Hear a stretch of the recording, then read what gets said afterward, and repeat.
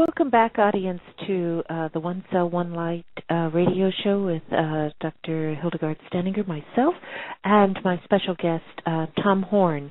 We have had an in-depth discussion of Forbidden Gates, his book on our first hour, and we're still continuing with Forbidden Gates and going into his other book, The Stargates of the Nephilim. We left off, Tom, in the first hour in reference to transgenics and nanotechnology and all what we've discussed. But I want to focus in on a concept and also what was brought out between the two books is, okay, if we do transgenic and we create this animal, human, plant, by plant meaning that, like you said, with the cytomegalovirus, the CMV vectors, meaning audience, where that term is used, it means that it's not the whole virus, it's a portion of that virus that is used to travel or load information to it. I've even had reports where they use the cytomegalovirus. It has a little tail on it, and they use that as like a shot needle to inject different DNAs in different cell systems. In that combination of human, animal, and plant creature, okay, would that be necessary? Maybe that is we've always had where we have the bond of heaven and earth and man, or man and heaven, but creating a creature that could possibly open other gates or be a keeper of a gate, meaning the spiritual gates. Can you enlighten the audience on how a creation possibly would act, open up like a demonic gate or be the gatekeeper of? Well, first of all, if a person approaches this from my worldview, then there is something inherently demonic in a full-on assault on God's creative genius. The actual history of this phenomenon, in my opinion, dates back into antiquity. And you know what's crazy about this, Dr. Staninger, is that Hildy, I said, I think before we were on the radio, I said that I never set out to be the guy, that's out there talking about this subject matter. Right.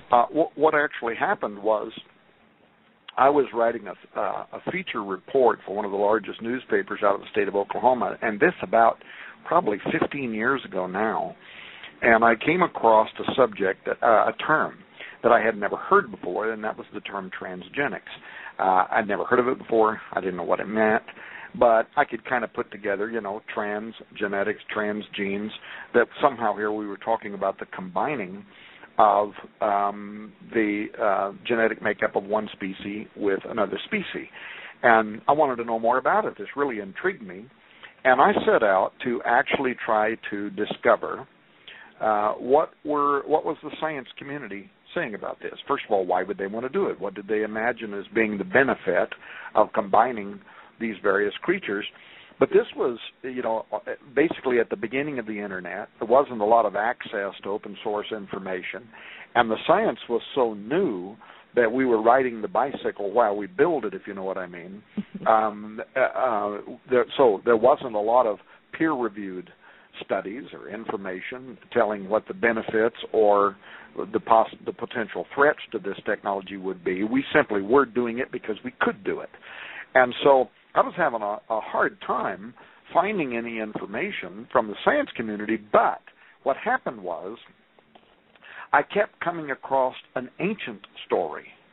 In all my searches to find out what happens when you combine animals with humans, I couldn't find any modern information. I kept finding tons of ancient information, right? And this from the mythos of every culture, from the Sumerians and forward, in which they described these powerful entities called watchers, fallen angels, that came down to the earth in the days of Jared, according to the book of Enoch.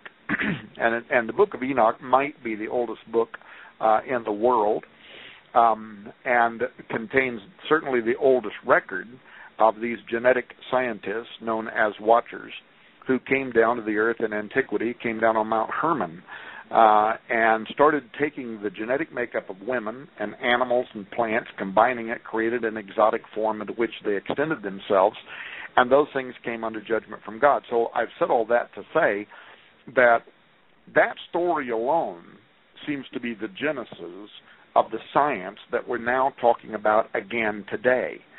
And when our Lord's closest disciples said to him, "Tell us, what shall be the sign of thy coming and of the end of the aeon, the end of the age?" He gave them a series of signs, and then he ended it in Matthew 24:37, saying, "As it was in the days of Noah."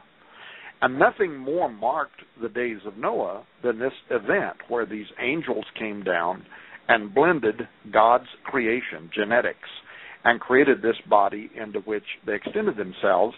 And this was an assault against God. The Bible tells us that God required humans, animals, and plants to reproduce, quote, after their own kind.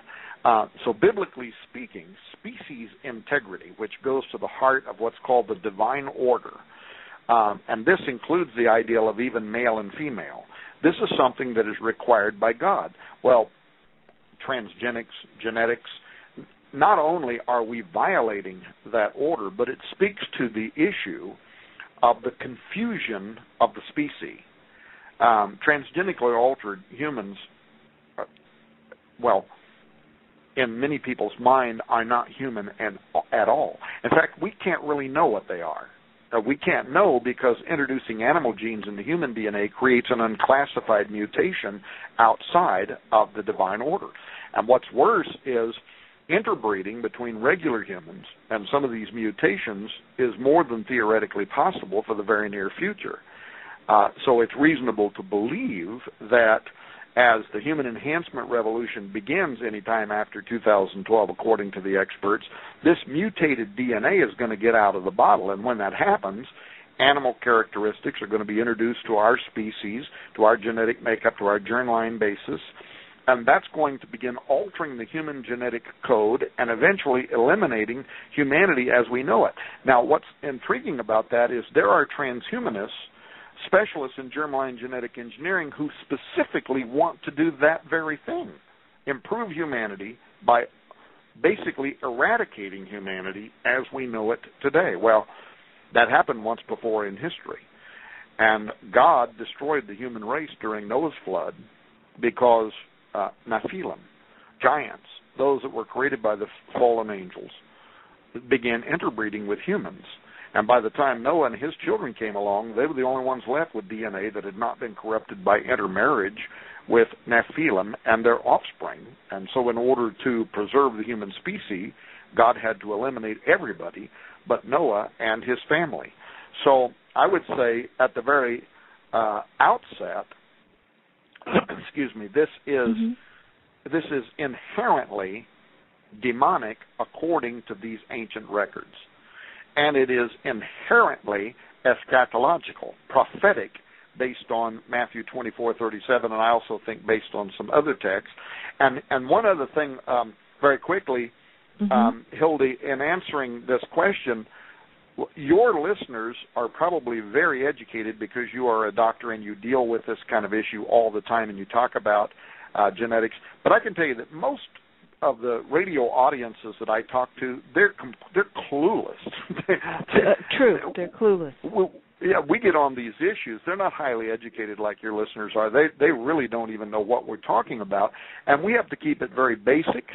But when we start talking about, for instance, the 2010 State of the Future report from the Millennium Project, which is started by the United Nations and provides advisory information to the United States and government organizations and so on around the world, their newest report, they haven't published the 2011 report yet, but the 2010 State of the Future report talks about how computer code right now is being written to create the software that is going to augment human capabilities, and then what's going to happen through us integrating ourselves with computer systems is that in the not-too-distant future, our gray matter, our brains as they exist today, simply will not be able to keep pace with the full potential of these integrated artificial intelligence systems as they exponentially increase their computational abilities. And so then what's going to happen, according to the State of the Future report, is genetic code is going to have to be written that will literally create life forms that will be integrated with our genetic makeup to augment civilization. So in other words, they're literally talking about the Borg. We are going to become the Borg.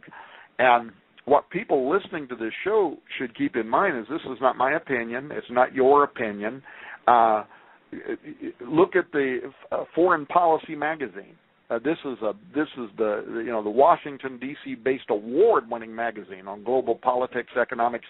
Just last month, their major feature special report titled "The Future Is Now," and go there and read how what they're talking about is that we are now entering into the hybrid age. What we have been doing with genetically modified crops, what we have been doing with genetically modified animals, we will now do with genetically modified humans.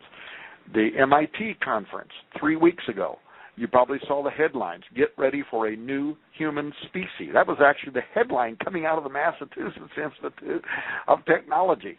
So when I give these presentations, by the way, people are blown away with the PowerPoint presentations where I show them the actual government and peer-reviewed medical journal and legitimate news headlines and government reports, military reports like the $100 genome implications for the DOD from the Jasons that was published a few months back.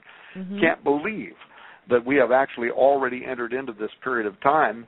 But the Academy of Medical Sciences say that we've already created human-animal chimeras now that can actually cross-species breed.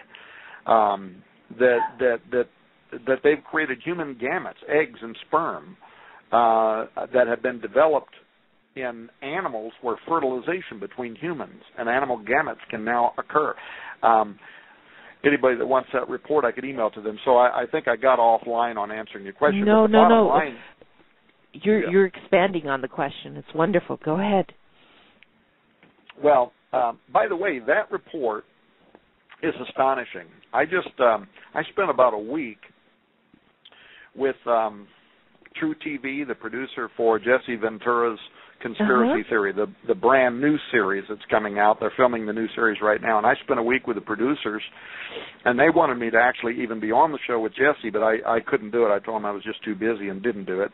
But I did set them up with Professor Holbert of Stanford University, who was able to sit down with Jesse. He said he was a really nice guy. But one of their shows is going to be on human-animal chimeras. And they came to me, and I spent a lot of time with their producers providing all the government documents and various things. And one of the ones they were really taken with was the Animals Containing Human Material from the Academy of Medical Sciences. It was just published in July of this year, and it's because it's a 200-page government medical agency report out of Britain, and it admits that thousands of animals with human material have been created and used in biomedical research, not just at the embryonic level. And if you read just the summary of this report, well, I'll give you 3 bullet points out of the summary. Number 1, what kind of creatures have been created for experiments in laboratories? Number 1, creatures that have extensive modification of the brain by implantation of human-derived cells, which result in altered cognitive capacity approaching human consciousness or sentience or human-like behavioral capabilities. Number 2, situations where functional human gametes, that is, of course, eggs and sperm, might develop from precursor cell types in an animal and where fertilization between human and animal gametes might then occur. That's, of course, the fusing of human and animal reproductive cells. I mean, I can't hardly believe I'm reading this. And then thirdly, cellular or genetic modification that could result in animals with aspects of human-like appearance, skin type, limb and facial structure, characteristics such as speech, end quote. This right out of the summary of this report from Britain's highest Academy of Medical Scientists. Well, is this really happening in the world? One day after the Academy of Medical Science published that report, you might have saw the Mail Online special news report called 150 human-animal hybrids grown in UK labs. Right. That came out one day later as an admission, but that's a drop in the bucket. This is one laboratory of tens of thousands of laboratories, according to this report from the Academy of Medical Science. By the way, it isn't just Britain. The United States has published its own reports on this that have kind of flown under the radar. There was a report that beat the UK by 20 years. This was published in 1982, and it was a report called Splicing Life.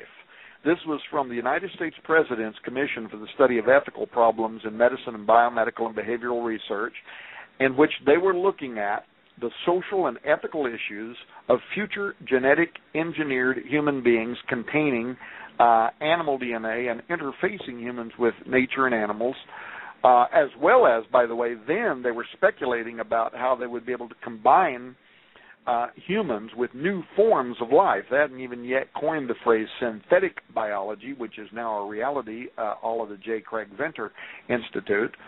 But what was prophetic about that report that was commissioned by the United States President's Commission for the Study of Ethical Problems in Medicine and Biomedical and Behavioral Research is that they speculated that within about 20 years, humans, the technology would reach a point where we could begin then integrating humans with animals. Well, 82, count forward, 2012. And this is one of the things that I have found borderline esoteric, and that is in all these reports. There was a huge report, almost 500 pages, big as a book, called Converging Technologies for Improving Human Performance. I referred to this one in the Forbidden Gates book. This 500-page report also was published about 10 years ago, was speculating how that in about 10 years or around the year 2012, the first baby steps would begin occurring in human enhancement, which would then, of course, give way to the exponential development of this technology so that within a decade following that, we would reach a post-human status. Of course, a lot of these reports, they're really basing some of this information on more of a Kurzweil singularity, the age of spiritual machines, that we're going to reach strong artificial intelligence. And, there are people who agree with Kurzweil. There are people who don't agree with him. Then there are people like Hildegarde who, even though he does agree with Kurzweil and actually has dedicated his adult life to developing artificial intelligent brains, or synthetic brains having artificial intelligence, believes nevertheless it's going to lead to an existential threat. His book, The Artilect War, The Extinction of Mankind, but he's dedicated to doing it anyway. But it's amazing how, so many of these reports focus on the year 2012. And the reason I think that's interesting is, I don't know if we have time on this show, but go. Huh? We haven't run out of time, so go with it. Well, it's this is one of the things that kind of stood out to me. Hang on, I got to take a drink. Mm-hmm. I do apologize. I was No. I was a radio host for years, and I know dead silence on the air is like the death knell, right, to a program. So, but for some reason, whatever you had caught in your throat at the beginning of the show, I think I got. Mm-hmm. But So here's what the science community is saying. Anytime after the year 2012, there is going to be an emergence upon Earth of a new form of humanity. Now, why is that interesting to me from an esoteric point of view? Because that's exactly what numerous ancient cultures predicted following the year 2012, and they predicted it thousands of years ago. For instance, the Maya, who are the most well connected to the year 2012, they tied the precession of the equinox, the sun moving around along the ecliptic, to its end, which would finally end this 25,800 year cycle. Imagine that. That's going to happen in 2012 through the zodiac, and then it'll start over. But But their shamans believed that that date represented something not only naturally phenomenal, but that it marked a day of spiritual significance in the occultic mind. It wasn't just the Mayans. Many, if not all, of the ancients that I studied and that I cite in my book Apollyon Rising 2012 and in an upcoming project I'm working on right now, adhere to that date as a time in which a new form of humanity is going to start walking the earth. Now, there's a couple of things here, and I'll try to do this very quickly. There's a couple of things here that are very interesting. First of all, the year 2012, according to these ancient cultures, will give birth to a new form of humanity, but it also represents the return or the arrival of their gods. And in the ancient cultures, almost every time this meant a flying dragon, a dragon-like god that had the power of air. If you look at the Mayan, it was their feathered serpent god Kukulkan. Of course, the Mayan underworld god Bolanyakteku, who was in the news again last week with another discovery around the year 2012, the underworld god is going to rise, while what can only be described on the stele there in Portoquera, Mexico, can only be described as the descent of almost what sounds like a UFO armada. All of these, the 9 support gods from the planets coming down very quickly, just abruptly, and filling the air above the earth. That appears to be what is described on the relief there in Portoquera, Mexico, concerning the year 2012 and the return of Bolanyakteku. But in the Aztec, you have Quetzalcoatl, again, a feathered serpent, a flying reptile like a dragon. Many people are not aware that the Cherokee Indians here in America, over 200 years ago, also during a whole series of apocalyptic prophecies that are known to scholars as the Chickamauguan star constellation prophecies, or the Cherokee, the feathered serpent, the feathered rattlesnake prophecies. They also prophesied that the world would enter into a new period of time in the year 2012, followed by the abrupt return of their flying rattlesnake god. In the Hindus, in their Kali Yuga calendar, this is interesting because in the Kali Yuga, there's a text called the Brahma Devarta Purana. This is a Hindu text, and in the text, Lord Krishna tells Gangadevi that a golden age with a new emergence of enlightened humans is going to come at the end of the Kali Yuga. The Kali Yuga is the age of the male demon, and this began in approximately the 5th Mayan cycle, and it ends in 2012. But it's described in Hindu scriptures, and there are 2 elements that Lord Krishna says is going to happen. There's going to be a golden age that's going to start 5,000 years after the beginning of the Kali Yuga, and then that date will represent the emergence of a new world order and an enlightened form of humanity. And, of course, the interesting part about that is it matches the Mayan calendar dates and prophecies almost perfectly. And you probably were aware, Hildy, of here recently where the modern Maya took the crystal skulls and they went on a tour across the United States. And what they were doing is they were saying that the year 2012 does not represent the end of the world. It represents the end of this age and the dawn of a new golden era upon the earth that will give birth to a new enlightened form of humanity, right? Right. I was there when they brought it, yes. You were there? Yeah, at the conference when they came to Los Angeles. They started from New York and went to Los Angeles. So I was there, with Ombudsman. Wow, I wish I could have been there. Yeah. Well, you were there in spirit. I went as your representative. Okay, thank you. You're welcome. So the prediction about a golden age of humanity that's coupled with the return of the gods, this is something I could almost get bogged down too long here, because if you read my book Apollyon Rising 2012, the same time frame, 13 that's in the final 13 steps of the Mayan cartoons, which results in the return of their God. Those 13 steps, I believe, are represented on the Great Seal of the United States of America, where you have, because, by the way, the final 13 cartoons of the Maya began in the year 1776.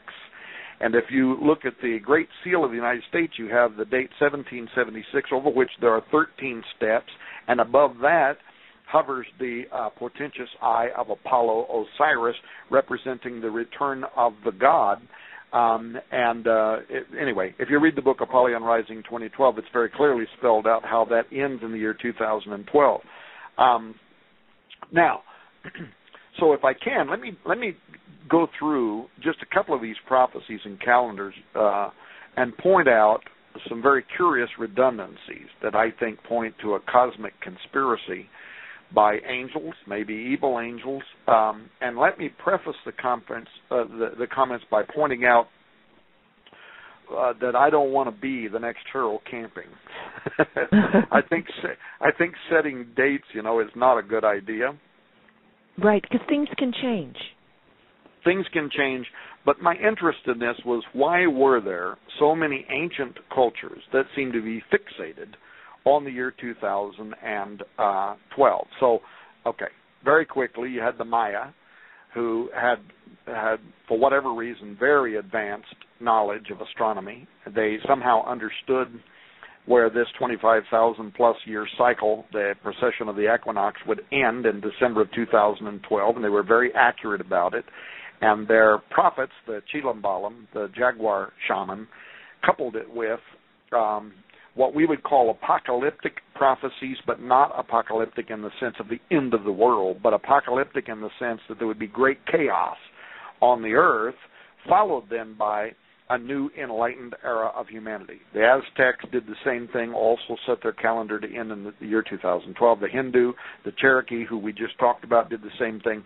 But when I was doing research into this, I sent an email to a couple of dozen of the most respected minds in Christian eschatology. And I wanted to know, these are people that I happen to know. I'm a publisher, by the way, and I publish about 50 books a year and know a lot of these guys. I wanted to know if they had ever seen or were aware of any connection to the year 2012 and the Great Seal of the United States. That was the basis of my email. And none of them were. But, and this was, of course, before he died, my phone rang one day, and on the other end of the line was J.R. Church of Prophecy in the News. And he said, "Hey, Tom, I got your email. I'm not aware of any connection between the Great Seal of the United States and the year 2012, but he said, were you aware that in the Zohar," and of course this is, the most important work of Jewish Kabbalah or magic is the Zohar. It's a collection of books that was written in medieval Aramaic over 700 years ago and has all this mystical commentary on the Pentateuch, the 5 books of Moses, the Torah. He said, were you aware that in addition to interpreting Scripture, the Biera section of the Zohar includes a subsection called the Signs Heralding Mashiach, or the Coming of the Messiah. And 700 years ago, these Jewish mystics were speculating about when the Messiah would come to the earth. And he said, did you know that they set the date for his appearance in the Zohar in 2012? In fact, in late 2012. Well, this just blew my mind, right? I was completely unaware. I'd read the Zohar, but the dates in the Zohar are in the Jewish calendar. And it sets the date for the coming of the Messiah in 5773, which in our Gregorian calendar begins in the new moon in September of 2012 and then ends the next year in 2013. So I was just blown away. And he said, do you have a Zohar? I said, I do. And I opened it up on my computer, and he took me to verses 476 through 483 in this part of the Zohar. And opened my eyes, showed me where they were prophesying that in 2012, and here's something that's very interesting, Hildy. Mm-hmm. In 2012, this ancient prophecy says the kings of the earth will gather in Rome, and they will be killed. Well, let me just read it. Here's what it says. Quote, in the year 5773, this is 2012 to 2013, the kings of the world will assemble in the great city of Rome, and the Holy One will shower on them fire and hell and meteoric stones until they are destroyed, with the exception of those who will not yet have arrived there, and from that time the Messiah will begin to declare himself, end quote. Now, why that's very interesting, beyond the fact that it's a 700-year-old prophecy, is that it's almost identical to the almost 900-year-old prophecy from a Catholic mystic by the name of Malachi O'Morgair, or who the Catholics more commonly known as Father Malachi. Because Malachi, in his famous Prophecy of the Popes, this was when Pope Innocent II had summoned Bishop Malachi O'Morgair to Rome to give an update on his diocese in Armagh, which is in what we now call Northern Ireland. And while he was there, Malachi experiences this frenzy, right, and has this vision in which he writes down the descriptives of every pope from his day to the final pope, from Celestine II to the final pope, who he called Petrus Romanus, or Petrus Romanus, Peter the Roman, who will be the last pope. Well, guess what? Benedict XVI, the current pope, is the next to the last pope. The very next pope, according to this almost 900-year-old prophecy, will be the last pope. And this pope will give influence or power to the Antichrist, according to this ancient prophecy, and then the Antichrist will turn on him and will maybe even participate in this destruction by the leader of Rome. But in any case, listen to this 700-year-old prophecy of Jewish mystics again. The kings of the world will assemble in the city of Rome, and the Holy One will shower on them fire and hail and meteoric stones until they are destroyed, end quote.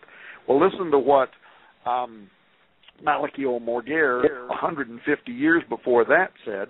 He says, quote, he will assume authority during a time of tribulation, and then the city of seven hills will be destroyed, and the terrible and fearsome judge will judge his people, end quote.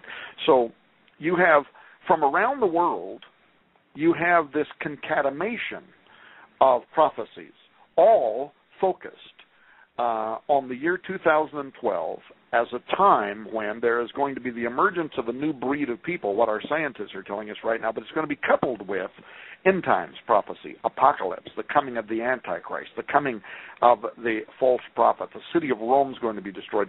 And keep in mind that where the Maya, the Aztec, and maybe even to some extent the Cherokee may have had some capacity for passing down information to each other, they certainly weren't related to the Hindu. They weren't related to the 900-year-old Malachi O'Morgair. They weren't related to these Jewish mystics in the Zohar. And by the way, there's even more than that.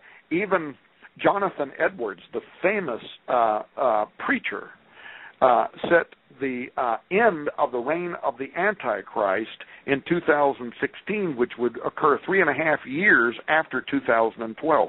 So you've got around the world people, cultures that were separated by time and distance, sometimes by thousands of years, by thousands of miles. Why were they all fixated on this period of time? And then why are our scientists now telling us that any time after the year 2012, a new form of humanity is going to emerge upon the earth? It could all just be a coincidence, but it feels very different than that to me. Right, and I don't believe in coincidences. I think it's all telling us something. We just right now don't have the brain capacity to figure it out. Not meaning intelligence or anything, but understanding what Spirit is moving all of us through to see. Well, by the way, I have a top secret project that I'm working on right now that I cannot say very much about. I have a theologian, a noted theologian, who's working with me. We've also hired a private investigative firm that is working with us. but I can tell you that the working title is Petrus Romanus, the final pope is here. And this is going to be, without doubt, the most important publication that I've ever put my money behind. And we are hoping to have this out by March. And, I like to think happy, happy, joy, joy thoughts. I honestly really do. In fact, I try to shelter my family from negative stuff because I don't know how good a lot of that stuff does us anyway.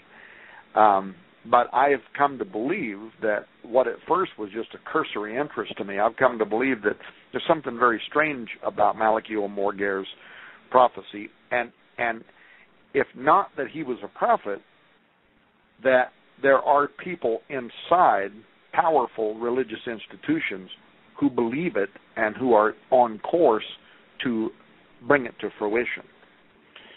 I've never, by the way, if you look at Raiders News Update or anything else, you'll never see me attacking, the Catholics or anything like that. So this has nothing to do with that. This has to do with institutions, both evangelical and Catholic. But it definitely has something to do with Peter the Roman. Maybe that's all I'll say about that. Yeah, okay. And it's where right now, even with the show, it's trying to bring out the awareness, no matter what the religion is, what the belief, and hopefully, in a Christian belief. But the thing is, all of humanity is going to be affected by this. It doesn't matter who your neighbor is or what color they are or what they believe. The question is, do you want to be part animal? Do you want to be part of this post-human situation? And it might even be under the illusion that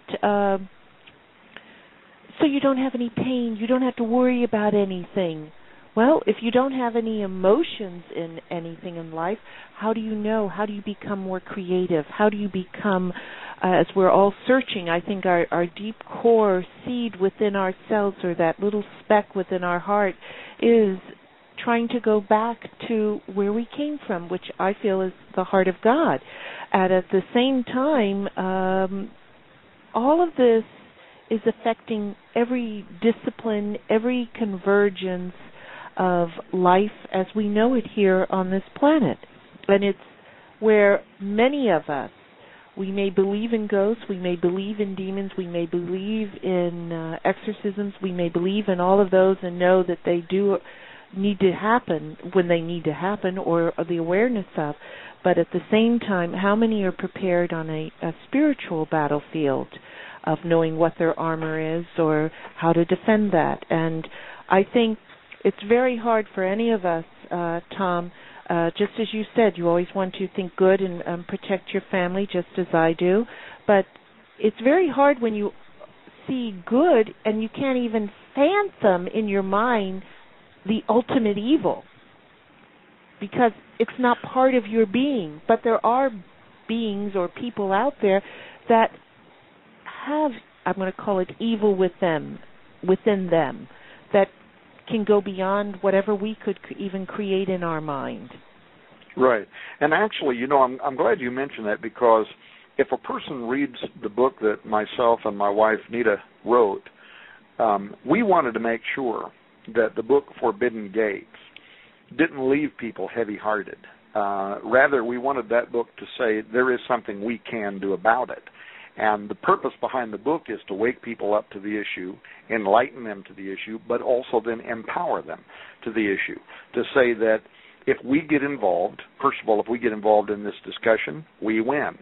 I'm old-fashioned, and I believe that the gates of hell cannot prevail against the church, against the body of Jesus Christ. We are the power on earth, the salt of the earth.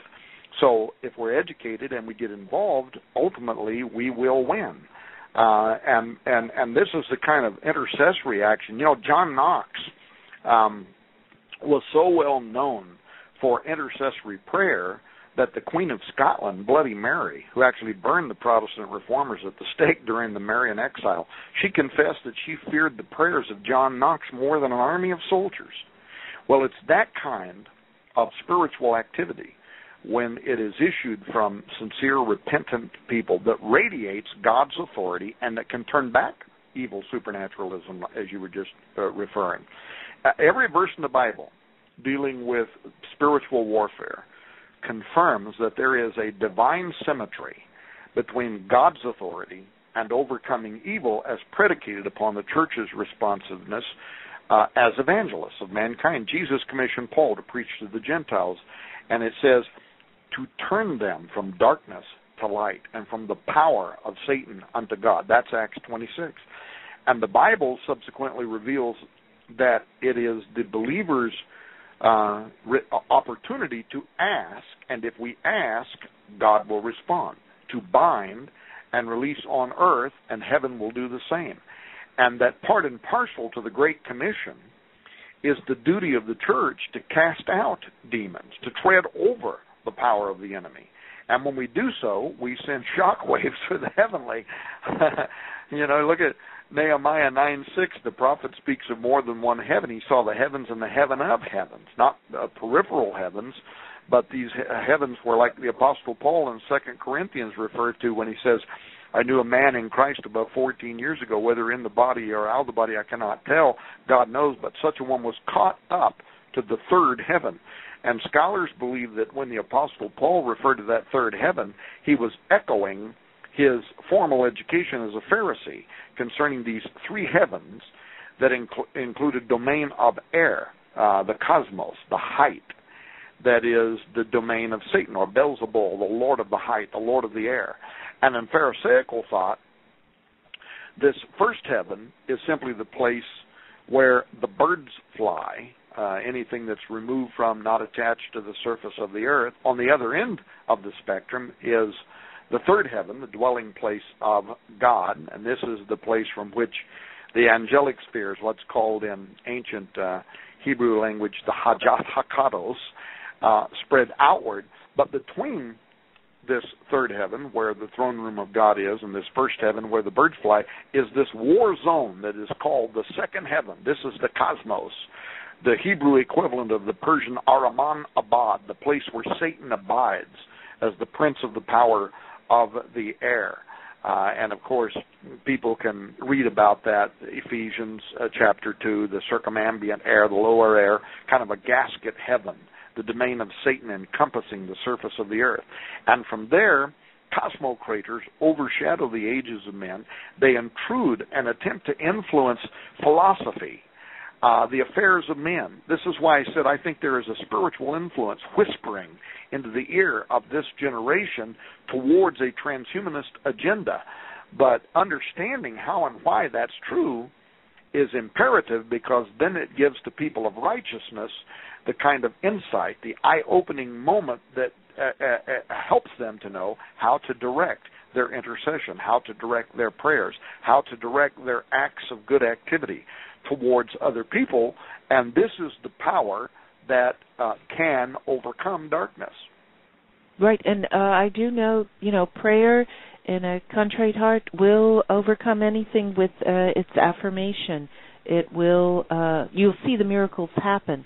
And also with all of the, I'm going to call it the synthetic biology nano, the GRINs, as you gave that an acronym, it has so many technologies that also can, I'm going to call it, bind to the human body and allow that human body that has the spirit of our Creator, and God, that it could like fool it, meaning fool that body if it had materials in it that it thought it was hearing the right voice of God or anything. Meaning they make chips now that go in your ears, and you can hear voices, meaning they use it in military, they use it in everything. Also,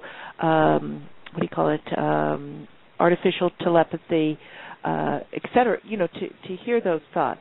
The thing is that what I'm trying to say to the audience is that do question it within your heart of any voice that you may hear, even if it is of God, because if it is, I feel, of God, you will know it deep within your heart.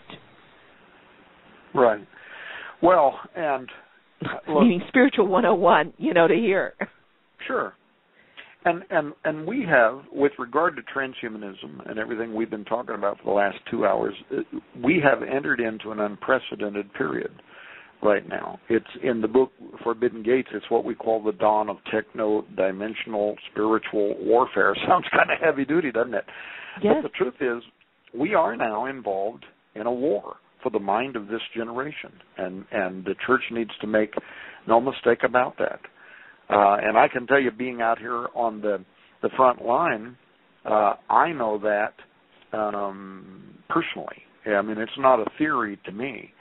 That the Transhuman and Spirituality Conference in Salt Lake City, Utah, that was hosted just this year.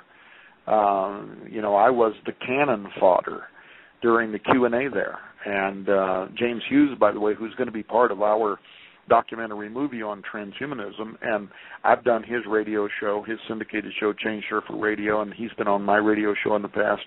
And so we are certainly acquaintances. But, in his own realm, he referred to me there as a Christian whack job. Mm-hmm. And so I emailed him about it because I wasn't there, but I heard about it. And I said, James, did you really do that? And he emailed me back, and he said, well, yeah. He said, don't you think I'm the spawn of Satan? And I emailed him back, and I said, well, no, I don't think you're the spawn of Satan, but I do think that you are an advocate, a strong advocate, an author. You're a university professor, and you're filling these young minds full of mush, as Rush Limbaugh likes to refer to them. Uh-huh. With a worldview that, in my opinion, is antithetical to the welfare of humanity and certainly antithetical to my Christian worldview. And so this is why I'm involved in this conversation. But at that spirituality conference, he referred to me that way, and then during the Q&A, they had all these people that were asking questions about, me and my beliefs, and what is his name? I can't think of his name. Max Moore, who is a really well-known transhumanist figure, but he's also an avowed Luciferian. And he referred to the God that I follow, saying that, well, that God is going to get a spanking. He referred to him as a petulant child and said he's going to get a spanking at the return of Lucifer. So there is, even among these academics, there is this spiritual side. There is a spiritual warfare. I've been attacked on Michael Anisimov, who's the media director for the Singularity Institute. He's the co-organizer of the Singularity Summit, very connected with Ray Kurzweil. And I've been attacked on his website numerous times with people, bloggers over there, saying they hope that I get cancer and die. Even one of the co-authors for the National Science Foundation report, the NSF report, Ethics of Human Enhancement, 25 Questions and Answers, co-author Patrick Lynn attacking me on the IEET, which is the Institute of Ethics and Emerging Technologies, which is the world's #1 transhumanist think tank online. But at the same time, these are all people that I have extended my hand across the aisle to, and all of them have agreed to be a part of our upcoming film on transhumanism. And by the way, they know that I've got prophecy scholars like Chuck Missler, Gary Stearman. They're all part of this documentary film, and these guys are willing to do this. And we've already got commitments from some of the universities, Stanford University, other universities, that are going to play this documentary for their student body to watch. So, but the point I was making is that we are in an ideological contest right now for the mind of this generation, and when I say that, I'm not speaking theoretically. I mean, I've got the battle scars already. No, I know. I share some of those scars with you. I know. Well, and so people like yourself, Dr. Staninger, I so much appreciate everything that you have done, everything that you are doing to make the world aware of where this bridge exists between current emerging technologies and the spiritual realm and even our own individual humanity. So kudos to you, and thank you very much for being a part of that. Thank you. I appreciate that. It means a lot to me.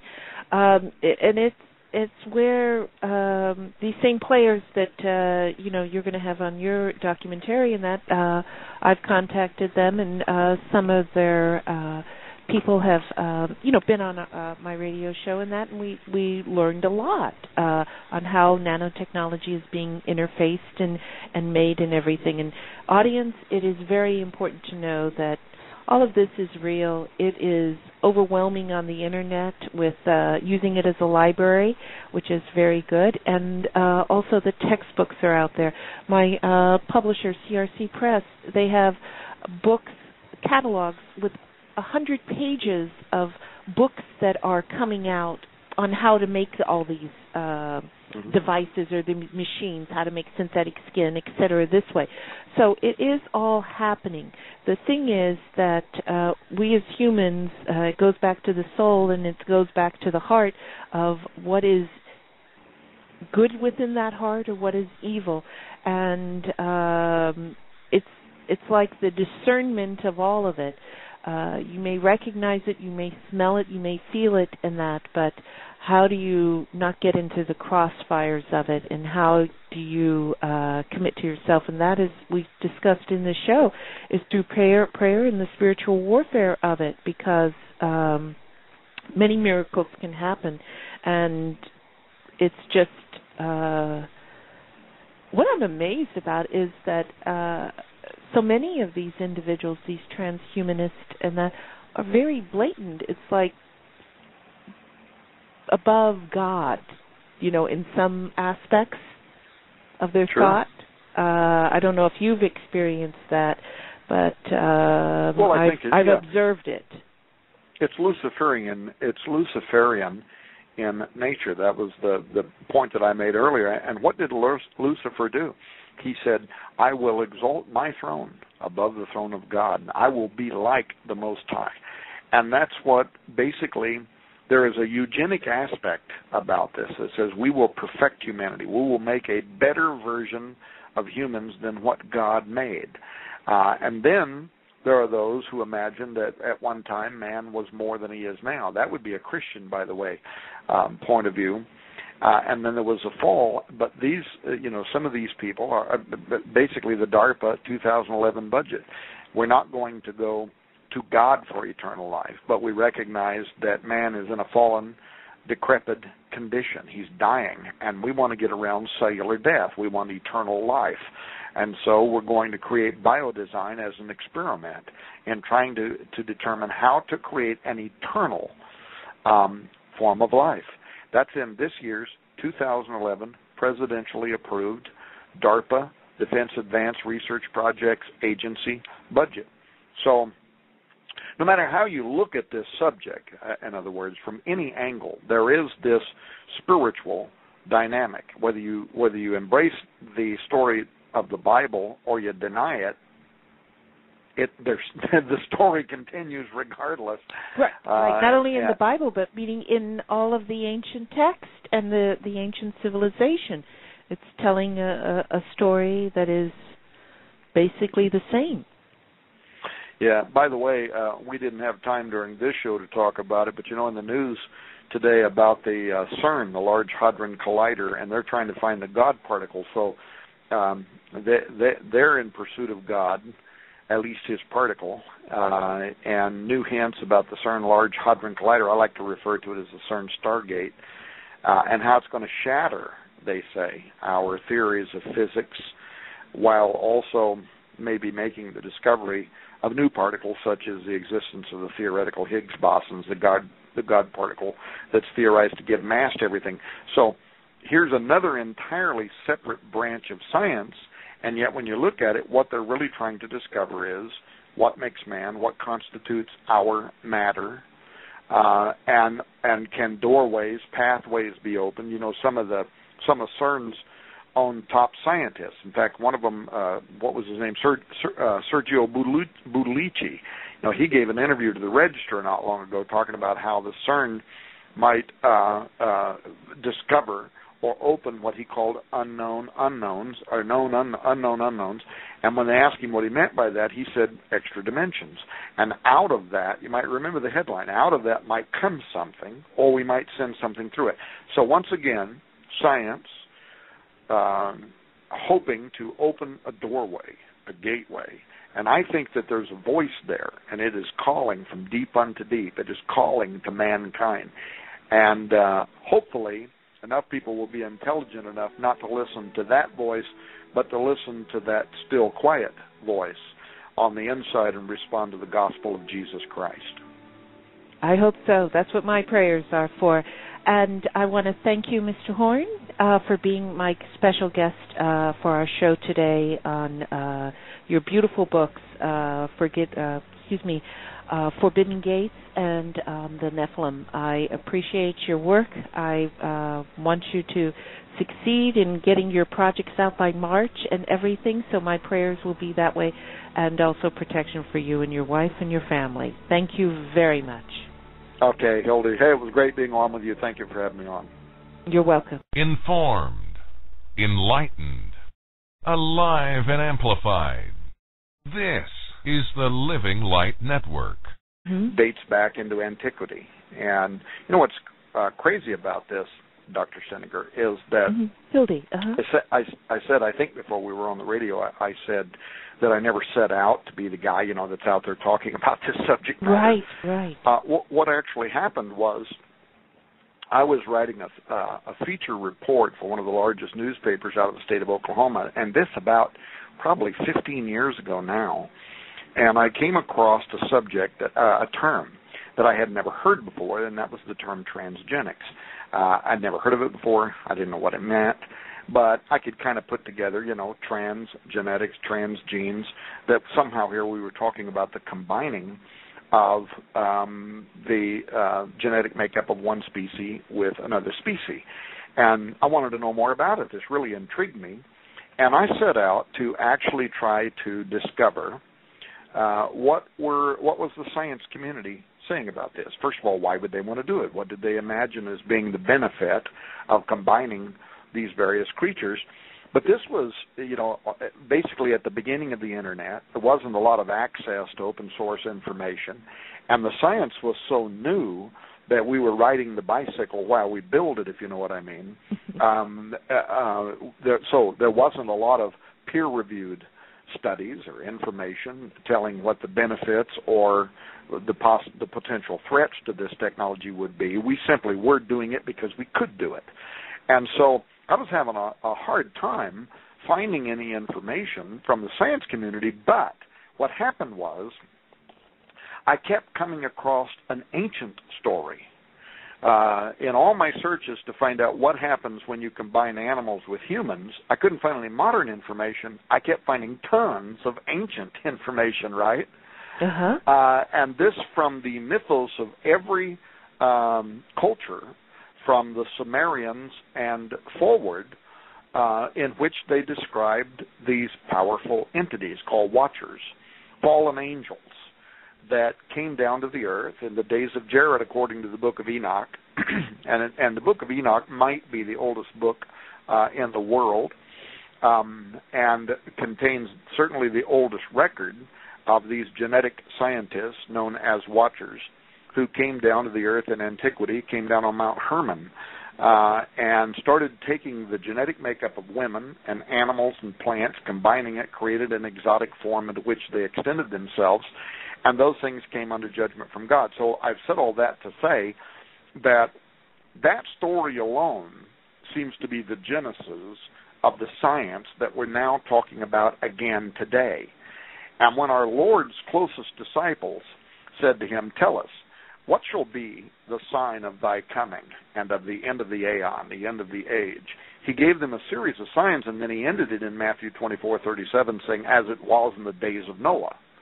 And nothing more marked the days of Noah than this event where these angels came down and blended God's creation, genetics, and created this body into which they extended themselves.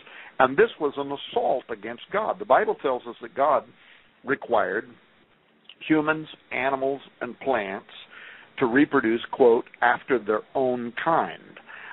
So biblically speaking, species integrity, which goes to the heart of what's called the divine order, and this includes the ideal of even male and female. This is something that is required by God. Well, transgenics, genetics, not only are we violating that order, but it speaks to the issue of the confusion of the species. Transgenically altered humans,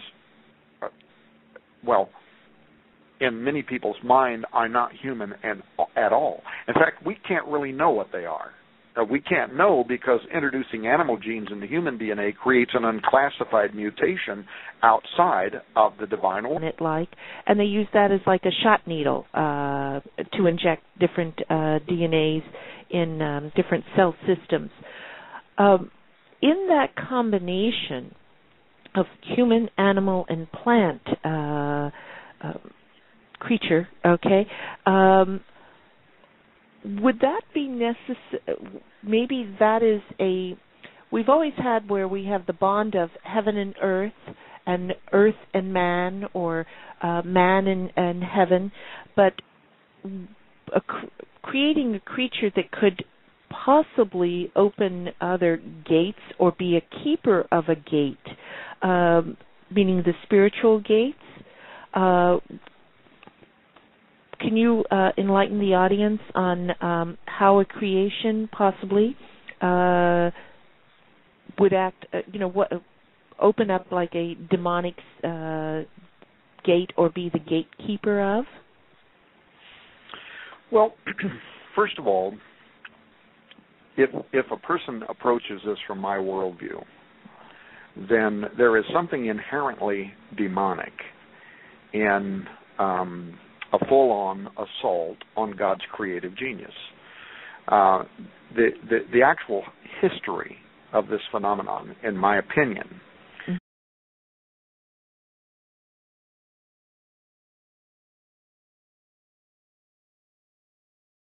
Welcome back, audience, to the One Cell, One Light radio show with Dr. Hildegarde Staninger, myself, and my special guest, Tom Horn. We have had an in-depth discussion of Forbidden Gates, his book on our first hour, and we're still continuing with Forbidden Gates and going into his other book, The Stargates of the Nephilim. We left off, Tom, in the first hour in reference to transgenics and nanotechnology and all what we've discussed. But I want to focus in on a concept and also what was brought out between the two books is, okay, if we do transgenic and we create this animal, human, plant, by plant meaning that, like you said, with the cytomegalovirus, the CMV vectors, meaning audience, where that term is used, it means that it's not the whole virus, it's a portion of that virus that is used to travel or load information to it. I've even had reports where they use the cytomegalovirus. It has a little tail on